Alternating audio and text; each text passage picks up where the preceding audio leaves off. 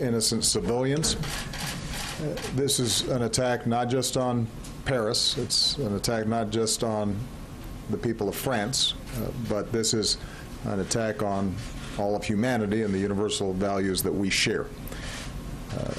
We stand prepared and ready to provide whatever assistance that the government and the people of France need to respond. France is our oldest ally.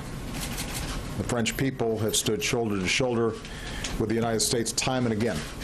And we want to be very clear that we stand together with them in the fight against terrorism and extremism. Paris itself represents the timeless values of human progress. Those who think that they can terrorize the people of France or the values that they stand for are wrong. The American people draw strength from the French people's commitment to life, liberty, pursuit of happiness. We are reminded in this time of tragedy that the bonds of liberté and égalité and fraternité are not only values that the French people care so deeply about, but they are values that we share. And those values are going to endure far beyond any act of terrorism or the hateful vision of those who perpetrated the crimes this evening. We're going to do whatever it takes to work with the French people and with nations around the world to bring these terrorists to justice and to go after any terrorist networks that go after our people. We don't yet know all the details of what has happened. We have been in contact with French officials to communicate our deepest condolences to the families of those who've been killed, to offer our prayers and thoughts to those who've been wounded.